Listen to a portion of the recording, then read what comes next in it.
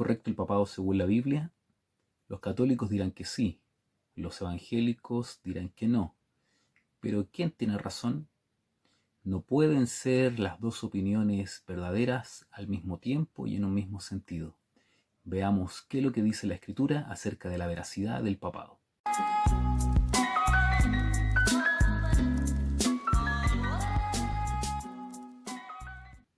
Hola a todos y a todas, muy bienvenidos a Predicaciones Cristianas Evangélicas. En esta ocasión tenemos una temática bastante interesante que se desprende de la investigación que veníamos realizando en relación a las diferencias fundamentales de la Iglesia Católica y la Iglesia Evangélica. En este sentido surgió un punto, una temática que dice relación con el papado. Producto de eso realicé una pequeña encuesta en mi Instagram, en el Instagram de Predicaciones Cristianas Evangélicas, viendo cuál de estas temáticas era la que más les gustaba, y un alto porcentaje de las preferencias señaló que les gustaría que hiciéramos una temática en relación a la veracidad bíblica del papado. Bueno, este video lo vamos a dividir en al menos 3 partes. En primer lugar, vamos a presentar toda la evidencia que señala, o todos los argumentos que señala la Iglesia Católica. En segundo lugar, todo lo que es la evidencia bíblica o la argumentación bíblica respecto de si el papado es bíblico o no. Y por último, una opinión personal respecto de esta temática. Así que quédense hasta el final, no se pierdan este video. El primer argumento católico fue que Cristo hizo a Pedro el líder espiritual de la iglesia en Mateo capítulo 18, versos 16. Esto lo hizo al darle las llaves, ante lo cual no solamente lo convirtió en líder de la iglesia, sino que también en infalible cuando hablaba en nombre de Cristo. Esto quiere decir que Pedro y sus sucesores son los representantes de Cristo en la tierra, y por ende son infalibles todos los sucesores de Cristo a través de Pedro, ya que hablan desde la cátedra de Pedro, desde la silla de Pedro. El segundo argumento es que Pedro fue obispo de Roma con una autoridad superior a todos los otros obispos de las otras iglesias y todas las otras autoridades cristianas de su época. Esta sucesión de autoridad mayor del obispo de Roma a los otros obispos de la iglesia cristiana se denomina primacía papal. El tercer argumento es que el apóstol Pedro delegó su autoridad apostólica sobre el siguiente obispo de Roma. Los apóstoles habrían delegado su autoridad a los obispos que ellos ordenaron, y así sucesivamente. Esta transferencia de autoridad se denomina sucesión apostólica. Y el cuarto argumento es que, como esta sucesión apostólica es ininterrumpida, la Iglesia Católica es la única y verdadera, y todas las demás iglesias que no acepten esta primacía papal no son iglesias verdaderas. Bueno, hasta aquí los argumentos de la Iglesia Católica para señalar la veracidad del papado. Ahora espera un poco, porque vamos a entregar los argumentos bíblicos respecto de que esta institución llamada el papado no es tan bíblica como parece. Una pregunta seria sería plantearnos si todas estas doctrinas, que están muy bien conformadas desde la autoridad del apóstol Pedro hasta la sucesión apostólica, son realmente verídicas respecto de un contraste que se puede hacer de ellas respecto de la enseñanza bíblica. ¿Son estos argumentos válidos y verdaderos? En primer lugar, no podemos desmentir que la figura del apóstol Pedro es una figura importante, trascendental y de gran relevancia en la narración del Nuevo Testamento. Sin embargo, un estudio serio y claro de la Escritura nos deja ver que el apóstol Pedro no tenía una autoridad superior, mayor o de mayor relevancia respecto de todos los otros discípulos e incluso de toda la iglesia cristiana. Por ejemplo, si el apóstol Pedro hubiese sido la máxima autoridad de la iglesia cristiana, hubiese sido él quien hubiese dirigido el primer concilio de la iglesia, el cual está narrado en el libro de Hechos capítulo 15, el concilio de Jerusalén. Sin embargo, nosotros vemos al frente de la iglesia a Jacobo y no al apóstol Pedro.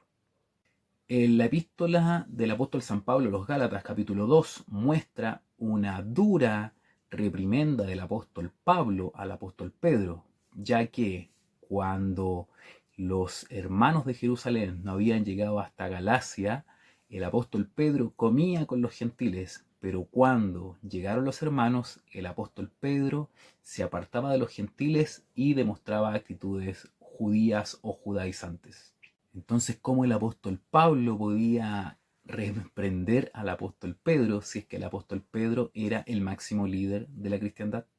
Pero bueno, ¿qué pensaba el apóstol Pedro respecto de sí mismo y de su posición en la iglesia? Eso lo podemos ver en la primera epístola universal de Pedro, el capítulo 5, dice: ruego a los ancianos que están entre vosotros, yo anciano también con ellos y testigo de los padecimientos de Cristo, que soy también participante de la gloria que será revelada. Es decir, el apóstol Pedro se veía a sí mismo como un anciano más dentro de la iglesia.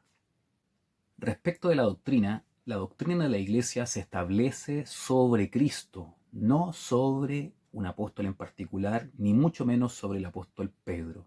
El apóstol Pablo en la carta a los Efesios, capítulo 2, verso 20, dice lo siguiente: edificaos sobre el fundamento de los apóstoles y profetas, siendo la principal piedra del ángulo Jesucristo mismo. Es decir, es Jesucristo el fundamento de la iglesia, no la doctrina, no la figura de un apóstol en particular.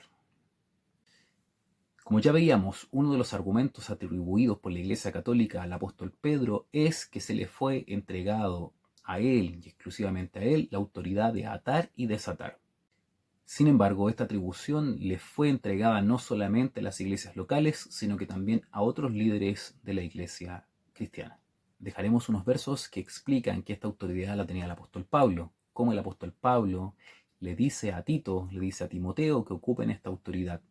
Es decir, que castiguen, que reprendan, que dejen convicto incluso a los pecadores por sus pecados, algo que supuestamente había sido entregado como autoridad exclusivamente a Pedro. Nosotros también lo vemos en otros apóstoles, en otras autoridades de la iglesia, no exclusivamente en quien supuestamente fue el primer papa de la iglesia. Por otra parte, en ninguna parte de la Escritura señala que a fin de guardar la sana doctrina de la Iglesia, esta debe ser encargada solamente a los sucesores del apóstol Pedro o de algún apóstol, sino que más bien la autoridad de la Escritura, la correcta interpretación, está guardada en la palabra, en la Escritura misma y no en algún personaje en particular, ya sea el apóstol Pedro o algún otro apóstol o discípulo. También dejaremos algunos versos donde el apóstol Pablo le pide a Timoteo y le pide a Tito y le encarece guardar la palabra. Lo que sí enseña la Escritura es que van a venir falsos maestros, falsos enseñadores, los cuales o cuya enseñanza debe ser contrastada continuamente con la veracidad del mensaje de la palabra.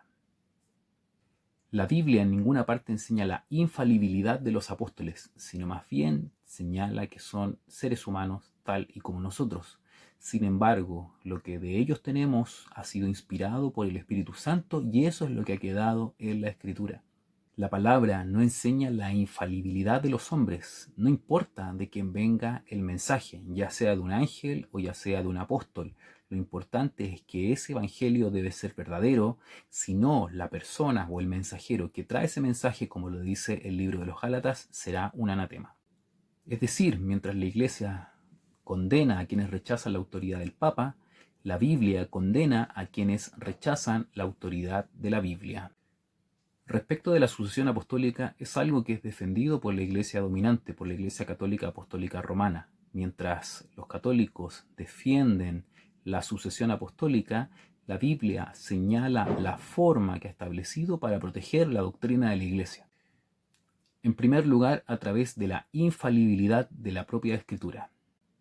En segundo lugar, a través del eterno sacerdocio de nuestro Señor y Salvador Jesucristo. Y en tercer lugar, a través de la entrega del Espíritu Santo, el cual guía al creyente a toda verdad y a toda justicia, lo educa y utiliza la palabra como la principal herramienta de enseñanza a la propia iglesia cristiana. Por otra parte, históricamente, ¿podemos probar que Pedro estuvo al menos alguna vez en Roma? Cuando el apóstol Pedro saluda a los cristianos y les dice que está en Babilonia, hay algunos que señalan que estaba utilizando un lenguaje metafórico y se estaba refiriendo a Babilonia como Roma. Y puede ser. Pero también está la posibilidad de que el apóstol Pedro haya estado realmente en Babilonia y no en Roma. Según la cronología de los papas, el apóstol Pedro habría sido el obispo de Roma, es decir, el primer papa entre el año 33 y el año 67 después de Cristo. Sin embargo, ninguno de los escritos del Nuevo Testamento que transcurren en esa época, cartas, el libro de los Hechos, otras narraciones e incluso los evangelios que también fueron escritos alrededor de esa época, muestran en ningún lugar al apóstol Pedro estando en Roma, ni siendo la principal autoridad de la iglesia, ni llamándole papa, ni llamándole el vicario, ni el representante de Cristo en la tierra. Por ejemplo, en los saludos que entrega el apóstol Pablo a los romanos, no incluye al apóstol Pedro. Cuando él habla de ir a Roma a predicar, dice que nadie ha estado ahí predicando el evangelio antes que él. Es decir, que el apóstol Pedro no es el obispo de Roma en aquella época. Por ejemplo, ¿por qué el libro de los Hechos, que fue escrito hacia el año 63 después de Cristo, no muestra en Roma, cuando el apóstol Pablo es condenado y debe viajar a Roma, al apóstol Pedro presente en esa ciudad? En la caja de los comentarios les voy a dejar un link con una interesante investigación histórica respecto de la supuesta estadía del apóstol Pedro en Roma, lo cual no se puede probar arqueológicamente, ni mucho menos escrituralmente, ni tampoco con otros textos que señalen que el apóstol Pedro hubiese estado en Roma, ni siquiera hubiese sido el obispo, el primer papa de la iglesia en Roma. Esto es algo posterior de un listado de papas romanos establecidos por Dámaso algunos siglos posterior y que simplemente sirven para justificar la primacía, el poder existente ya en la época, en el siglo III, siglo IV de la Iglesia Católica, la cual querría afirmar su autoridad señalando la supuesta estadía y la muerte del apóstol Pedro en la ciudad de Roma. El texto clave de la Iglesia Católica para fundamentar y defender la supuesta veracidad del papado se encuentra en Mateo capítulo 16, verso 18. Lo voy a leer y voy a intentar explicarlo de acuerdo a lo que dice la Escritura. Dice así: yo te digo que tú eres Pedro, y sobre esta piedra edificaré mi iglesia, y las puertas del Hade no prevalecerán contra ella. Te daré las llaves del reino de los cielos. Todo lo que ates en la tierra quedará atado en el cielo, y todo lo que desates en la tierra quedará desatado en el cielo. En las palabras anteriores, nuestro Señor Jesucristo promete fundar la iglesia no sobre Pedro, sino que sobre la verdad que Pedro testificó. En aquella ocasión, nuestro Señor Jesucristo le pregunta a los apóstoles: ¿quiénes creen ustedes que soy yo? Le dan muchas respuestas. Después les pregunta: y bueno, ¿y quiénes creen las personas que soy yo? Le dan muchas respuestas. Bueno, ¿y ustedes quiénes creen que soy yo?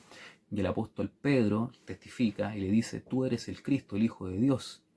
Y de esa manera, esa es la verdad por la cual se edifica la iglesia. Esa verdad que Cristo es el Señor, que Cristo es el Mesías. Esa es la verdad por la cual se edifica la iglesia. Nuestro Señor Jesucristo le dice: tú eres Pedro, tú eres una piedra, un guijarro, y sobre esta piedra, sobre esta roca inamovible, edificaré mi iglesia. La iglesia no se funda sobre una piedra pequeña, que es el apóstol Pedro, sino que sobre una roca. La roca es nuestro Señor y Salvador Jesucristo, la piedra del ángulo, la cual fue desechada por los edificadores, la piedra fundamental del fundamento, la roca que señala el mismo apóstol Pedro, sobre la cual tenían que ponerse piedras pequeñas, piedras vivas para sobreedificar. pero la verdad, el fundamento de la iglesia es Cristo.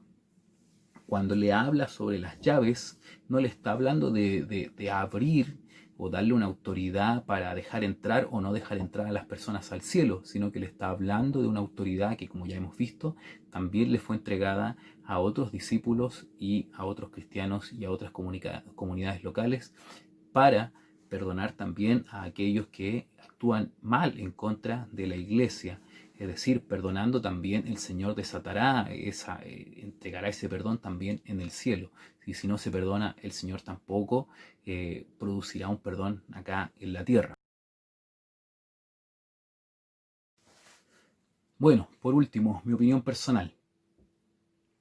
Uno podría decir muchas cosas. La verdad que podría escuchar los argumentos de la Iglesia Católica y los argumentos que tiene algún evangélico o protestante. Pero lo importante acá es escuchar los argumentos claros que entrega la palabra del Señor, los cuales nos muestran que el apóstol Pedro no es superior a ninguno de los otros apóstoles, que no es infalible, que la verdad sobre la cual se edificaría la iglesia sería el testimonio de Pedro y no sobre Pedro en particular, que el entregar las llaves no implica que el apóstol Pedro sea el salvador o el intermediario o el intercesor entre Dios y los hombres, sino que simplemente se le entrega una autoridad que también es reservada para el resto de los discípulos y para el resto de la iglesia. También veíamos que el apóstol Pedro en ningún momento se puede aprobar su estadía, su residencia, ni mucho menos que haya sido el primer obispo o el primer papa de Roma. Por lo tanto, esto nos lleva a concluir que bíblicamente el papado no es verídico, no es cierto, sino que simplemente es el nacimiento de una doctrina totalmente distinta al cristianismo primitivo, al cristianismo que nosotros encontramos en la Sagrada Escritura, que son los primeros textos que nos dejó nuestro Señor y Salvador Jesucristo en la época fundacional de la Iglesia. Y nosotros debemos intentar permanecer en esta Escritura. Que el Señor les bendiga, que el Señor les llene de su gracia. Esperamos que este video sea de mucha bendición para su vida. No lo hicimos con la intención de atacar o de ridiculizar o de reírnos de las creencias que son distintas a las creencias cristianas que están establecidas en la Escritura, sino que simplemente entregar luz para aquellos que también están quizás en este momento con alguna doctrina o profesando alguna religión que no es la religión que el nuestro Señor y Salvador Jesucristo estableció en la Biblia. Si este contenido ha sido de bendición para tu vida, considera suscribirte a nuestro canal, Predicaciones Cristianas Evangélicas. Cada día somos más. Y por sobre todo, dejar un like, dejar un comentario y compartir estas temáticas para que también sean de bendición para otras personas quienes también puedan estar interesadas en recibir y en escuchar la palabra del Señor. Para el Señor honra y gloria desde ahora y para siempre.